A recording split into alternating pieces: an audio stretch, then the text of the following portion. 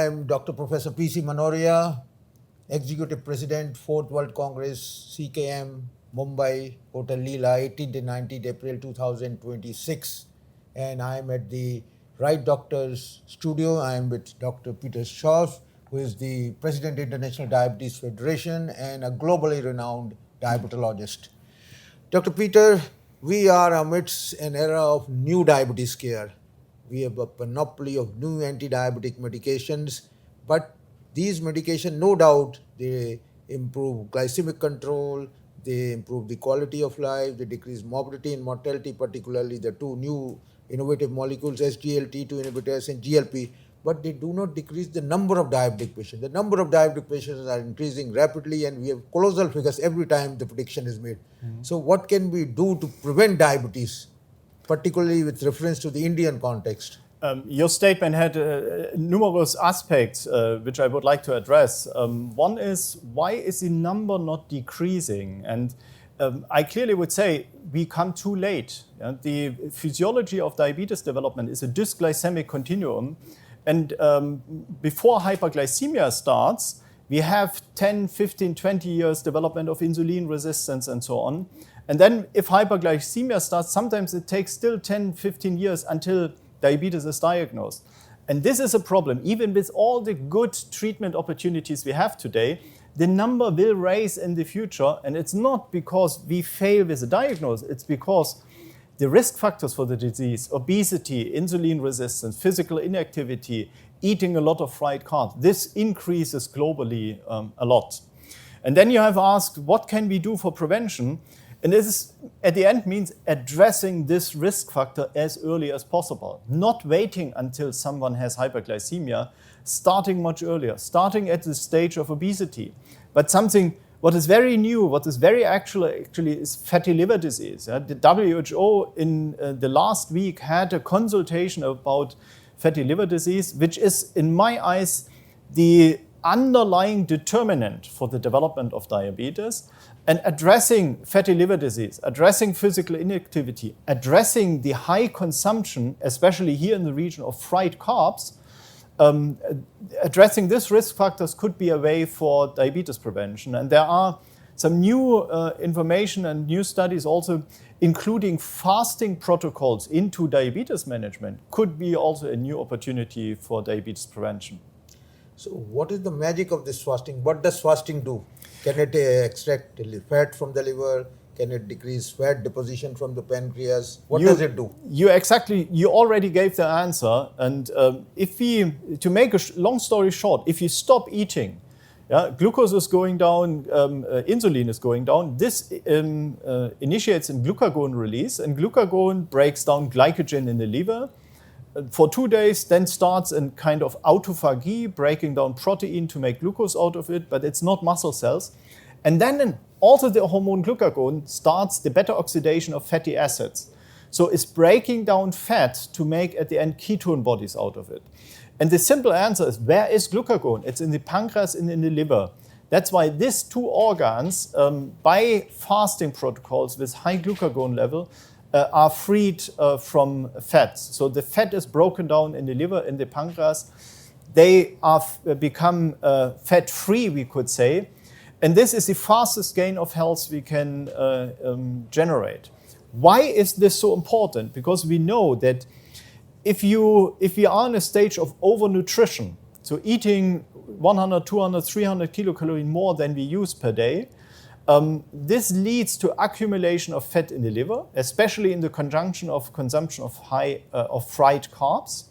If the liver accumulates fat, the liver gets insulin resistance. This leads to release of fatty acids from the liver and release of glucose from the liver. So it's increasing glucose.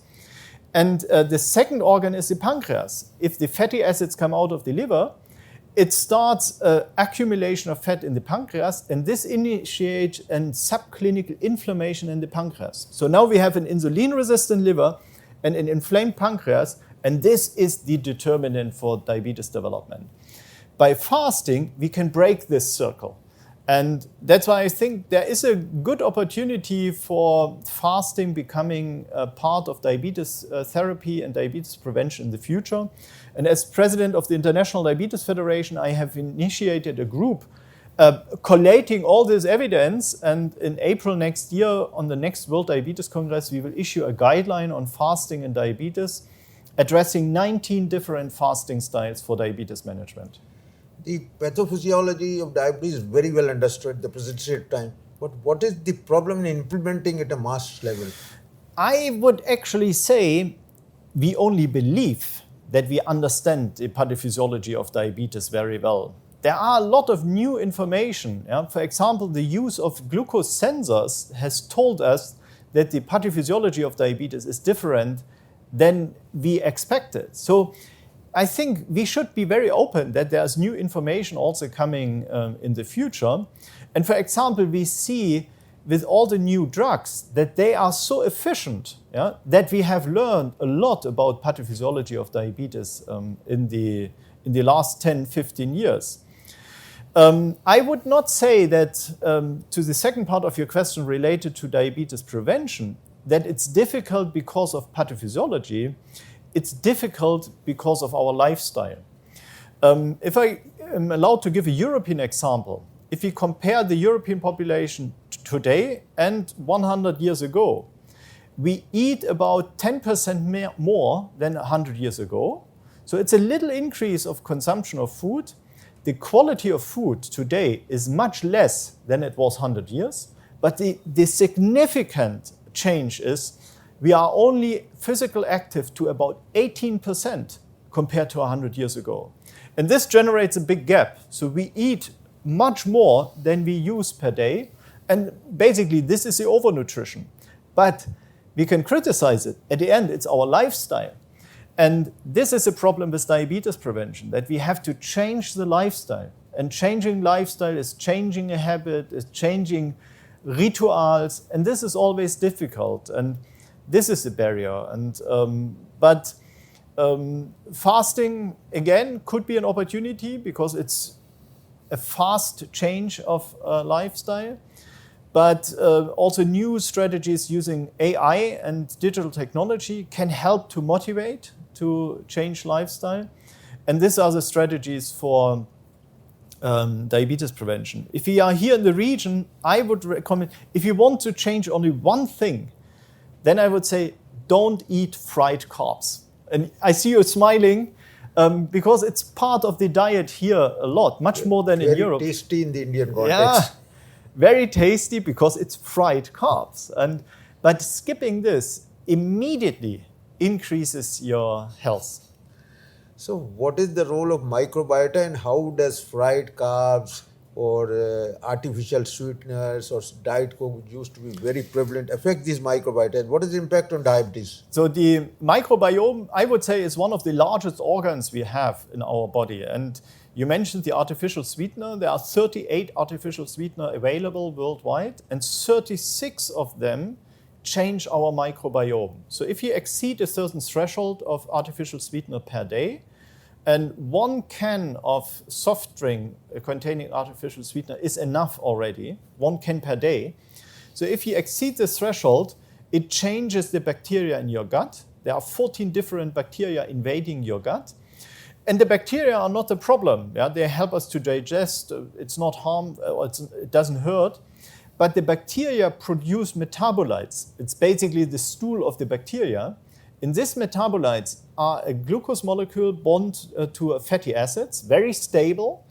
And then this is in our gut. And we incorporate this, we take it into our blood. And the body cannot break it down because it needs a lot of energy to break it down.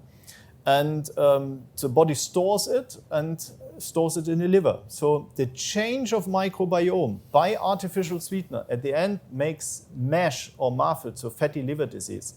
And interestingly, this glucose molecule with the fatty acid, which is generated by this bacteria, it's the same what we generate if we fry carbs at a temperature of 130 degrees. The same molecules are combined. So both fried carbs and artificial sweeteners support a very fast development of fatty liver disease. So this Diet Coke is also so bad.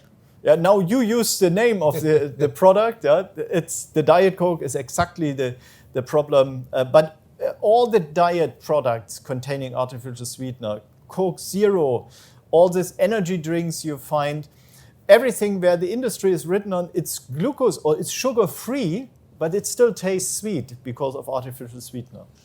So what simple 1 or 2 line message for the physicians, practitioners for prevention of diabetes? The first thing I would say is education, education, education, because also we as healthcare professionals, we are very much focused on the things we do on a daily basis. So educate yourself that pre-diabetes is a window of opportunity to prevent diabetes, to prevent cardiovascular outcome of the patient.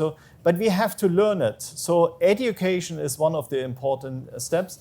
And then at the end, it's lifestyle change. And there I would argue for 3 things. And one is skip artificial sweetener, be physical active, walking 10,000 steps a day, or any other physical activity. The muscle which is used protects your health.